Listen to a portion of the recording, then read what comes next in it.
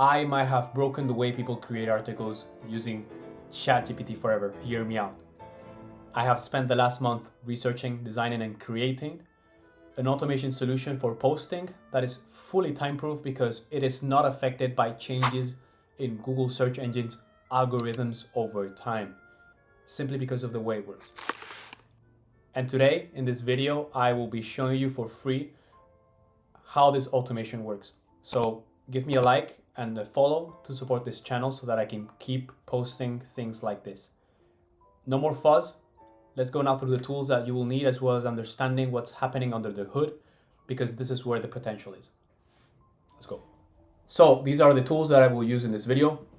The bottom three are the same tools that I've used in a previous video on blog posting automation. So I'll leave a link in one of the top corners. And I just want to point out that this video is a continuation to that previous video. I'm just building a functionality on top of the previous tool that I had. And I'll explain now what it does. So the first tool is DataforSEO. When you create your account, they give you $1 for free. It sounds little because you see and it's $1, but trust me that it's gonna last you a while. For you to have as reference, I have used it for the past 2 months for testing. I've done some pretty heavy testing on this tool and I still have that $1. I don't even think that I have used a half of it. Okay, then we have the OpenAI API tool, which then again, I told you about it in the previous video and I explained you how to set it up. So I'll put the link again if you want to go to that video. So Make is my favorite automation tool out of the bunch because of the flexibility that it gives you to create custom automations. And I use it myself in my agency, just for you to see how good it is. So they give you some scenarios that you can set up for yourself for free, and then it's a monthly payment. But to be fair, regarding the other platforms that are out there, Make.com is very cheap for what it's able to do. So yeah, I dropped a link in the description. Use it to sign in, and yeah. Give it a shot because I think it's worth it. And lastly, we have Google Sheets, which you guys know it's free. So something quickly that I want to point out is that whenever I make these tools, I always try to find the cheapest way to do them without having to resort to code.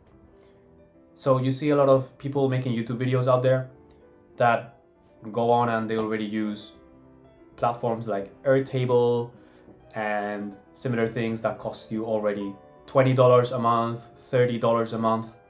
And then on top, they make you use Make.com or Zapier, right? Whenever I make these videos, I do think of the cheapest ways to do it because I understand that many of you that are getting started in the AI automation space are afraid of just jumping into expensive tools because it could be expensive for many of you.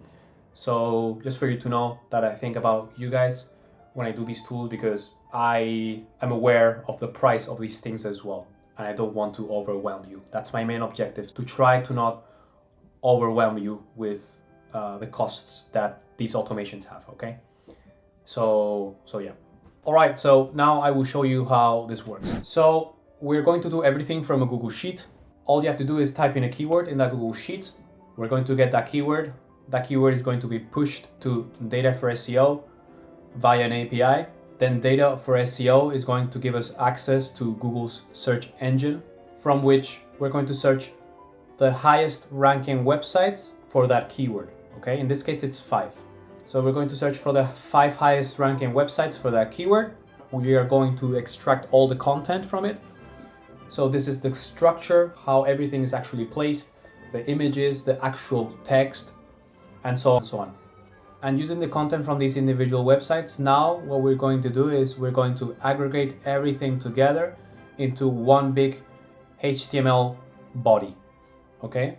Once we have this big HTML body, we're going to segment it and classify it by its H1 tag, H2 tags, paragraph tags, URL tags, okay? So this is the content from all 5 websites, just aggregate it together.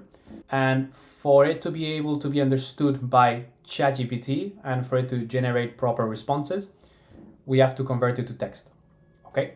So that's going to be pushed to a couple of ChatGPT modules that are going to generate new titles, new summaries, and so on and so on. And the blog content is the only thing that is going to be converted to HTML again, because we want to give it some styling. So that's converted to HTML, and the rest, such as the slug, the title, and all that, we can leave it as text. And both of these will be pushed to Webflow. You might still be asking yourself, well, why is this a time-proof method? Well, let me explain you. So this section here is what makes it time-proof. Let me explain you why. So let's say you have the top 5 ranking websites for a keyword, okay? Let's say over time, a couple of them fall out of the top 5 ranking because they're not performing well, as they're not abiding properly to the new changes in Google search algorithm. So they don't perform as well. Okay, that doesn't matter for us, because if some of these websites drop in ranking, some other websites are going to go back in that top 5 ranking. And we don't care, because we are always going to pick the top 5. Every time we type in a keyword, we're going to pick the top 5 at that time. This is a very important concept to understand. We're always going to be basing our content from the highest ranking websites, right? This is where the gold is at. Since we are all having access to AI, it doesn't matter anymore that you're able to generate content using ChatGPT, because ChatGPT by itself doesn't do much. You have to give it context, right? You have to give it a point of reference to generate content. If you're just allowing it to generate content by itself, you're not going to gain much value for it, because it's going to tap into this vast general knowledge that it has, right? But if you give it as a reference the way the top 5 websites are structured, right? What are they putting for the H1 tags? What are they putting for the H2 tags? How's their paragraphs looking like? How are they styling or structuring the way they say things in their blog posts, right? All of this can be bundled up, given to ChatGPT as pre-context or as reference, and then you're going to get really nice content, really relevant content, right?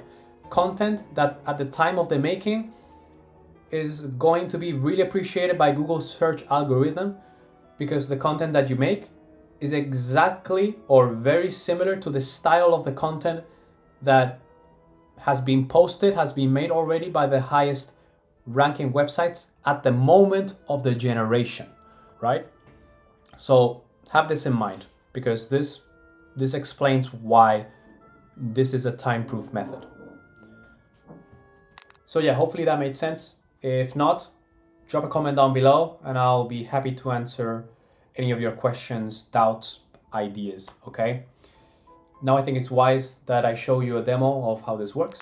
Once it is all set up, which I'll explain you how to do, all you have to do is type in the keyword or set of keywords or key phrase that you want to create a blog post for, okay? You go here and you just start typing. So let's do sofa, bed, relax, okay, whatever. It could be structured as you see here, best tips for building SaaS, okay, it doesn't matter. But I'm just going to show you that doing it like this works as well, okay? So you can see here, it's scraping right now, scraping websites, given the couple of keywords that I gave it. It finished scraping. So look at how simple it is to visualize as well what's happening behind the scenes as well, right? I made it so that you have a little indicator here of what's happening. Now it's generating the content. So it's going through those OpenAI API steps, right? Okay, so it's generating the content. It's posting now, and it's posted. Look at it. There you go. So you see here that I put sofa, bed, relax, but it made a proper title out of it, right? Why sofa beds are actually the perfect solution for ultimate relaxation. It even made an image. Let's have a look. You can access this online via URL, right? Really cool. And it made the alternate text, right? This helps for SEO. It made a summary, has the content in Markdown. If you want to see it, right? Really cool stuff. It also even has the content in HTML in case you want to use it and put it somewhere else. HTML, and then this log, okay? Really cool stuff. And now I will show you how it looks on the website. So this is how it looks right now. And look at it. It has the image, the title, the summary, right? Looks really nicely. So it has the titles, right? The H2s, the H1. It has different styling. You see how it's in italic, right? That's thanks to the HTML formatting, right? Really cool. So I think it's really cool. And in some, which is something I think that it's really valuable, is that it puts in some links as well. So this is great for building links, right? It helps with SEO as well.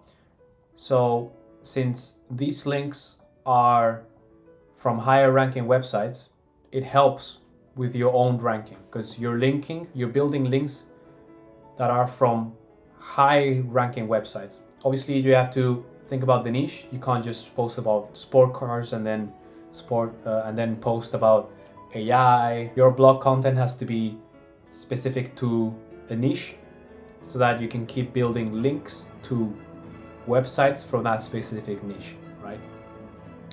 But yeah, it even posts the URLs from the websites that it scraped, right? So very, very valuable stuff. All right, so now that you've seen how it looks, let's go back and let me explain you how you should do it properly. So you've seen that I typed the keywords without thinking much about it. The thing that you should do is you go to a tool like Answer the Public, right? And what this tool does is that it searches based on a keyword or a few keywords that you search in here. What are people asking about regarding? So in this case, I typed OpenAI, and you can see here that there's many questions, right? I will click on this one and I'll copy this, okay?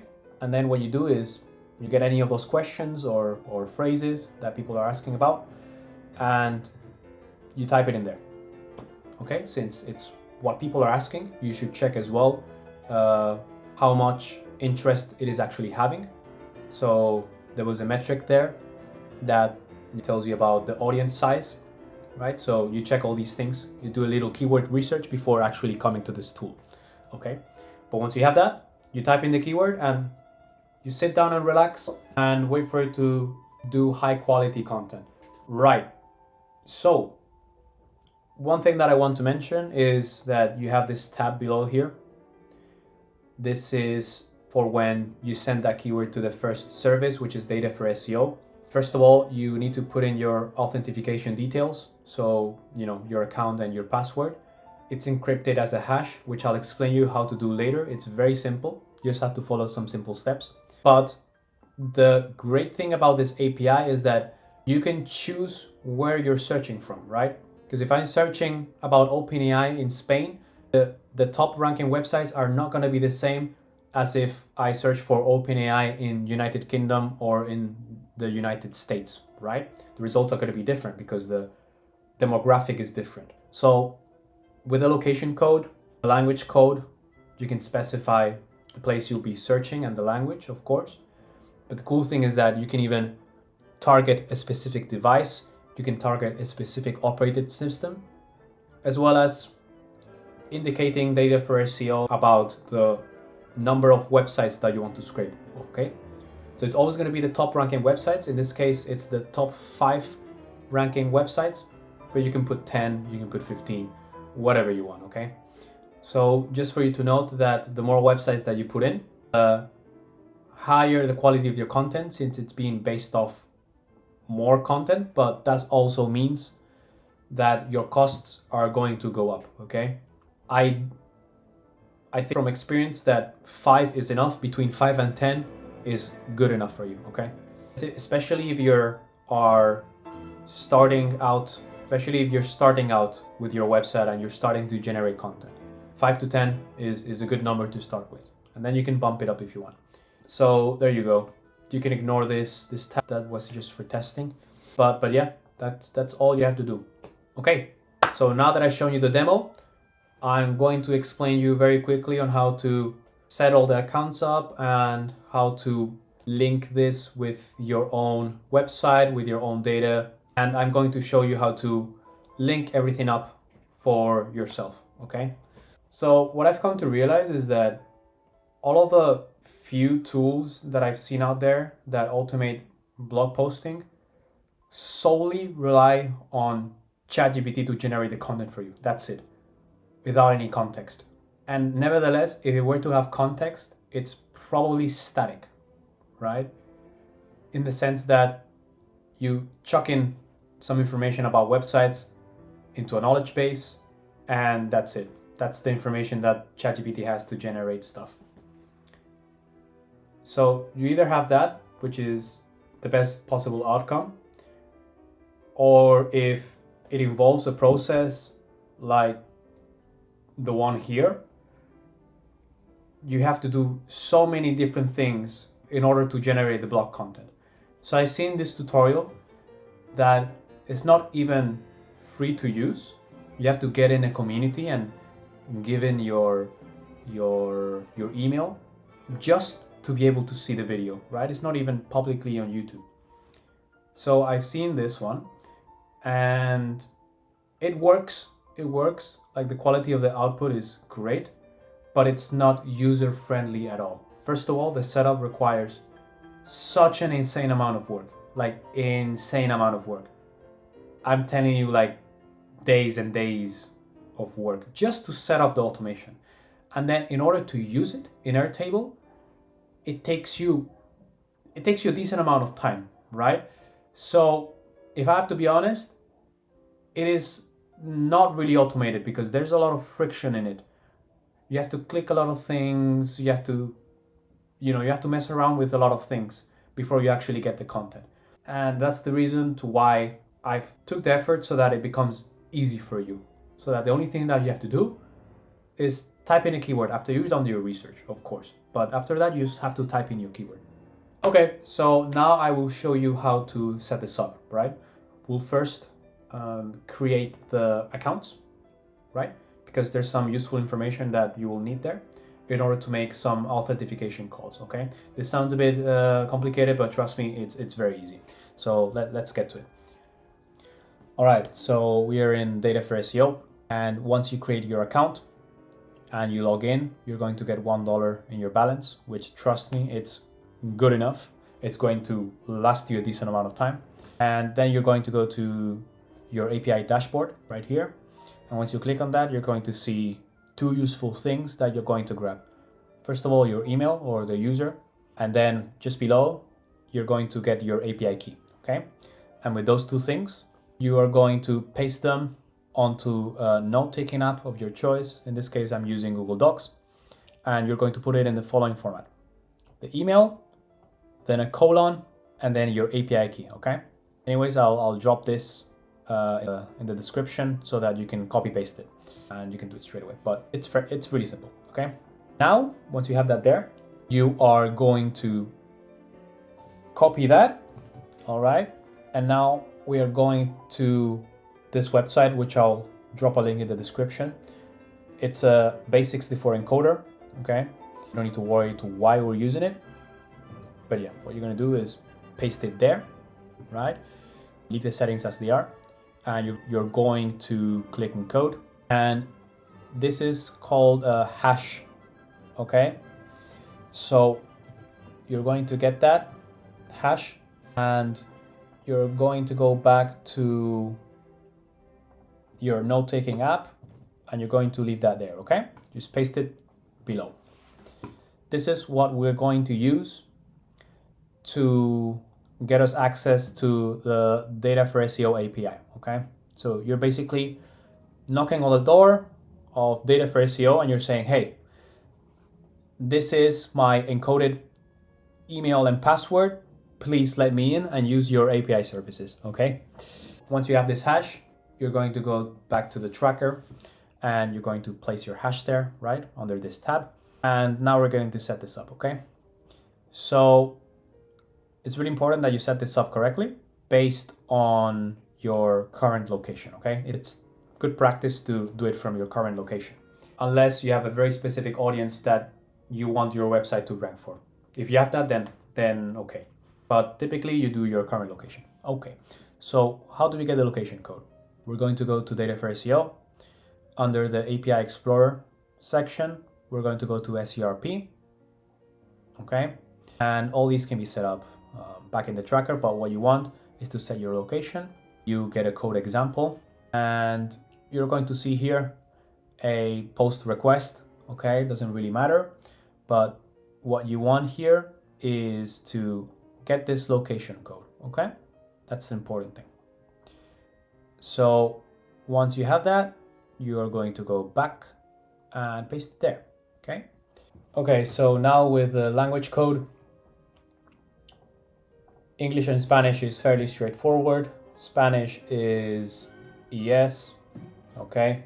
But if you want some other language, then you go back to DataforSEO and you choose, let's say Chinese, for example. And then you're always gonna click code example, okay? And you're able to see the code that they use, okay? So yeah, that's for language code. Device, I encourage you to keep it as it is, desktop, and same for operating system, just because there's much more people on Windows than on Mac OS, okay? And the depth, this is where you can have a bit more of variability.